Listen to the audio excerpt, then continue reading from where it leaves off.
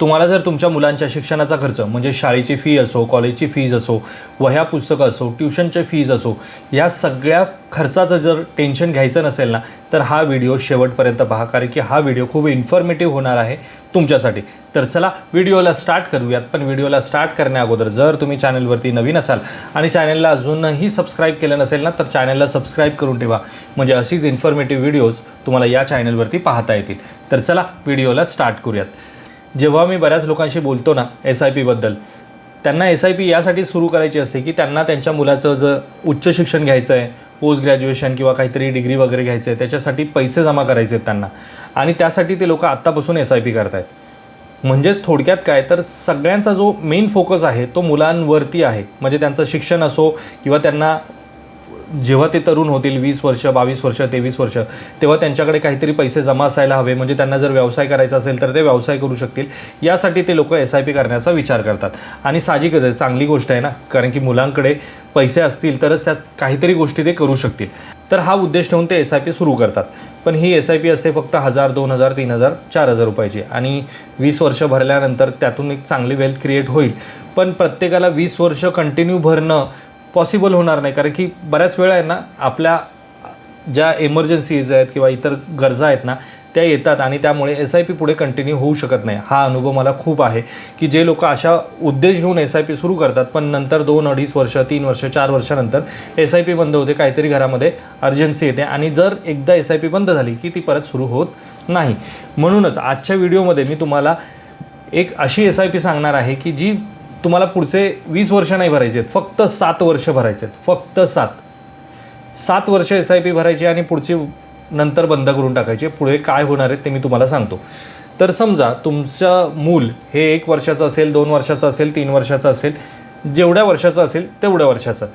तर जर 1 वर्षाचं मूल असेल तर त्याच्यासाठी 25,000 रुपयाची मंथली SIP जर सुरू केली पुढचे 7 वर्ष, म्हणजे 7 वर्षापर्यंत तर मुलाला पहिलीलासुद्धा घेत नाहीत, म्हणजे तोपर्यंत तुम्हाला त्याच्या नावाने 25,000 रुपयाची SIP सुरू करायची आहे. 25,000ची SIP जर सुरू केली तर जवळपास 7 वर्षामध्ये 21 लाख रुपये जमा होतील त्याच्या म्युच्युअल फंडच्या इन्व्हेस्टमेंटमध्ये. म्हणजे तुम्ही त्याच्यासाठी ती जी काही इन्व्हेस्टमेंट केली आहे त्याच्यामध्ये 21 लाख रुपये तुमची इन्व्हेस्टमेंट जमा झालेली असेल. आता त्यावरती आपण जर अंदाजे रिटर्न्स कन्सिडर केले तर 12% रिटर्न्स मिळतात. मग हे जर 12% रिटर्न्स कन्सिडर केले त्यामध्ये, तर त्याची व्हॅल्यू होते जवळपास 32,65,000 रुपये. म्हणजे जी 21 लाख रुपये गुंतवले होते त्याची व्हॅल्यू किती झाली आहे, 32,65,000 रुपये. पुढे जाण्या अगोदर तुम्हाला एक गोष्ट मी सांगतो, म्युच्युअल फंडमध्ये जे काही रिटर्न्स मिळतात ना ते फिक्स नसतात. आपण हे अंदाजे आणि उदाहरण म्हणून घेत आहोत. आता हे 32,65,000 रुपये जमा आहेत. आता काय करायचं आहे की या 32,65,000 रुपयामधनं तुम्ही जर दर महिन्याला 12,000, 13,000 रुपयाची जर SWP केली, म्हणजे दर महिन्याला जसे अगोदर तुम्ही 25,000 भरत होता तसंच SWP जर तुम्ही केली ना, तर दर महिन्याला तुमच्या अकाउंटमध्ये 13,000 रुपये जमा येतील. म्हणजे यामध्ये त्या मुलाची दर महिन्याची शिक्षणाचा जो काही खर्च आहे ना तो निघणार आहे. म्हणजे शाळेची फीज निघेल, ट्युशनची फीज निघेल, वह्या पुस्तकांसाठी लागणारा जो खर्च आहे तो सुद्धा निघेल. म्हणजे ॲडिशनल तुम्हाला तुमच्या पॉकेटमधनं वेगळं काही खर्च करायची गरज नाही. जे काही पैसे त्याच्या अकाउंटमध्ये येतील तेच पैसे तुम्हाला खर्च करायचे आहेत. म्हणजे पुढचे 18 वर्षापर्यंत हा शिक्षणाचा खर्च निघणार आहे. म्हणजे त्याच्या वयाच्या 7 वर्षापासून जे काही, म्हणजे वयाच्या 8व्या वर्षापासून जर तुम्ही SWP सुरू केली तर पुढचे जवळपास तुम्ही 20व्या वर्षापर्यंत हे 13,000 रुपये घेऊ शकता. म्हणजे किती वर्ष, तर 13 वर्ष तुम्ही दर महिन्याला 13,000 रुपये SWPच्या माध्यमातून घेत आहे. दर महिन्याला 13,000 रुपये SWPच्या माध्यमातून घेत आहे. म्हणजे वर्षाला किती होतात आहेत, 1,60,000, आणि 13 वर्षाचे जवळपास 20 लाख रुपये तुम्ही SWPच्या माध्यमातून विड्रॉ करताय.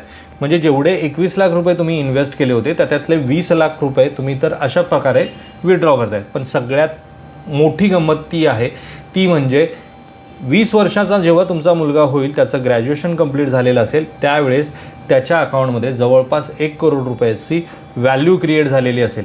कारण की तुम्ही मार्केटमध्ये रिटर्न्स देता ते जवळपास 12%, आणि तुम्ही रिटर्न्स विड्रॉ किती करता SWPच्या माध्यमातून, फक्त 5% आपण अंदाजे घेतो आहे.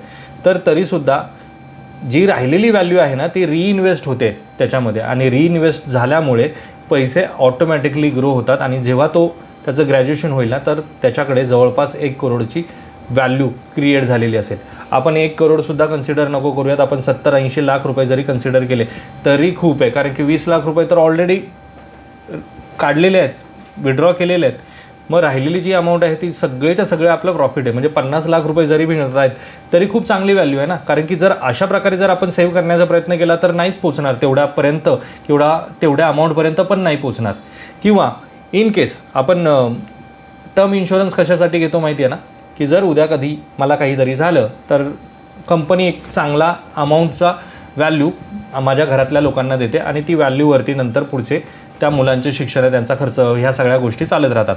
पण बऱ्याच लोकांना टर्म प्लॅन घेता येत नाही कारण की त्याची जी काही प्रीमियम आहे ना ती खूप जास्त असते आणि एवढी प्रीमियम भरण्यासाठी त्यांच्याकडे तेवढे पैसेही नसतात. पण जर त्या लोकांनी अशा प्रकारचं जर प्लॅनिंग आत्तापासून केलं, म्हणजे जर हजबंड वाईफ जॉबला जात असतील आणि त्याच्यातल्या एकाची सॅलरी, पूर्ण महिन्याची सॅलरी अशा प्रकारे इन्व्हेस्ट केली त्यांनी त्यांच्या मुलासाठी ना, तर एक चांगला वेल्थ क्रिएट होईल एक 7 वर्षामध्ये. आणि त्या 7 वर्षानंतर राहिलेल्या पैशांवरती त्याचं शिक्षण होत राहणार आहे, प्लस त्याच्याकडे एक चांगली अमाऊंट पण राहणार आहे. तुम्ही 7 वर्षानंतर फ्री होणार आहात कारण की मुलाची जी काही व्यवस्था करायची होती ती तुम्ही केलेली आहे. आता उरलेलं जे काही पुढची वर्ष आहेत, जेवढे वर्ष तुम्ही जॉब कराल त्या वर्षांमध्ये तुम्ही स्वतःचं प्लॅनिंग करू शकता, म्हणजे स्वतःच्या रिटायरमेंटसाठी प्लॅन करू शकता.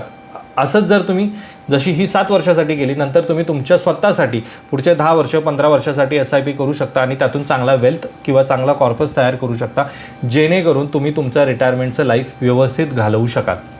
पण या सगळ्या गोष्टींमध्ये ना एक गोष्ट महत्त्वाची आहे, ती सगळेजण विसरतात. ती म्हणजे जर अशा प्रकारे पैसे आपल्याला ग्रो करायचे असतील किंवा चांगल्या फंड्समध्ये इन्व्हेस्ट करायचे असतील ना, तर त्यासाठी आपल्याला चांगले फंड माहिती असणं गरजेचं आहे आणि त्याचबरोबर त्या फंडचं डायव्हर्सिफिकेशन व्यवस्थितपणे केलेलं असणं गरजेचं आहे. अदरवाईज तुम्ही एकाच फंडमध्ये पैसे इन्व्हेस्ट कराल आणि 25-7 वर्ष थांबाल आणि म्हणाल की अरे तसं तर काही झालंच नाही. तसं होणार नाही, कारण की प्रत्येक वेळेस तो फंड व्यवस्थित परफॉर्म करेल नाही करेल ही गोष्ट माहिती नाही. त्यामुळे आपली इन्व्हेस्टमेंट कशी असायला हवी, डायव्हर्सिफाय असायला हवी, तरच आपण त्या गोलच्या आसपास पोचू किंवा तो गोलसुद्धा अचीव्ह करू. तर अशा प्लॅनिंगने तुम्ही जर केलं तर तुम्हाला तुमच्या मुलांच्या शिक्षणाचा जो काही खर्च लागणार आहे ना, त्या खर्चाची चिंता करायची गरजच नाही, कारण की तो खर्च अशा प्रकारे निघू शकतो. आता अशा प्रकारची SIP कोण करू शकतं, तर ज्यांची मुलं खूप मोठी झाली आहेत ना, 15-16 वर्षासाठी या 17-18 वर्षाची झालेली आहेत, त्यांनी त्यांच्या मुलांसाठी असं करण्याची गरज नाही आहे. कारण की ती आता ऑलरेडी खूप मोठी झालेली आहेत आणि त्यांचे खर्च आता ऑलमोस्ट संपत आलेले असतील शिक्षणाचे. त्यामुळे जर तुमचं मूल 1 वर्षाचं ते 5 वर्ष 7 वर्षाचं असेल तर तुम्ही तुमच्या मुलांसाठी अशा प्रकारची SIP करू शकता पुढच्या 7 वर्षासाठी. यामध्ये मी कुठेही तुम्हाला सांगत नाही की म्युच्युअल फंडमध्ये जे रिटर्न्स मिळतात ते फिक्स असतात. हा एक एज्युकेशनल पर्पजसाठी बनवलेला व्हिडिओ आहे, तुम्ही त्याच्याकडे त्या दृष्टीने पहा. पण सांगण्याचा उद्देश हा आहे तुम्हाला या व्हिडिओच्या माध्यमातून की अशा प्रकारे तुम्ही व्यवस्थित प्लॅनिंग करून ना तुमची इन्व्हेस्टमेंट करू शकता. इन्व्हेस्टमेंटमध्ये खूप सारे ऑप्शन्स आहेत, खूप साऱ्या प्लॅनिंग्स आहेत. प्रत्येकासाठी वेगवेगळ्या प्लॅनिंग्स असतात. तुम्हाला जोपर्यंत तुम्ही समोरच्या माणसाशी डिस्कस करत नाही तोपर्यंत तुम्हाला समोर वेगवेगळ्या आयडियाज तो देऊ शकणार नाही. म्हणजे जर तुम्हाला अशा प्रकारचं काही प्लॅनिंग करायचं असेल तर तुम्ही मला स्क्रीनवर नंबर दिलेला आहे, तुम्ही मला कॉल करू शकता. प्रत्येक माणसाच्या घरामधली जी सिच्युएशन आहे ती वेगवेगळी आहे, त्याच्यावरती असणाऱ्या रिस्पॉन्सिबिलिटीज वेगवेगळ्या आहेत. त्यामुळे तो एवढ्या अमाऊंटची प्रत्येकाला एवढ्या अमाऊंटची SIP करणं शक्य होणार नाही किंवा काही लोकांना शक्य होईल. मग कमी जास्त अमाऊंटने जर स्टार्ट केलं तर चालेल का, तर हो चालेल. सुरुवात करणं गरजेचं आहे. पण जर तुम्ही सुरुवातच नाही केली ना तर कोणतंही प्लॅनिंग फक्त कागदावरती राहणार आहे, कागदाच्या बाहेर ते जाणार नाही. पण त्यासाठी सुरुवात करणं गरजेचं आहे. आणि एकदा की जर तुम्ही सुरुवात केली ना तर फक्त पुढचे 3 वर्ष त्याच्यामध्ये इन्व्हेस्टेड राहा. ऑटोमॅटिकली तुम्हाला स्वतःला वाटेल की नाही आता मी याच्यातनं बाहेर नाही पडणार, मी ही माझी इन्व्हेस्टमेंट पुढे ग्रो करत जाणार. तर हेच होतं मित्रांनो आजच्या या व्हिडिओमध्ये. व्हिडिओ आवडल्यास व्हिडिओला लाईक करा. चॅनलवरती जर तुम्ही नवीन असाल तर चॅनलला सबस्क्राईब करा. भेटूयात मित्रांनो अशाच एका इन्फॉर्मेटिव्ह व्हिडिओमध्ये. तोपर्यंत बाय बाय.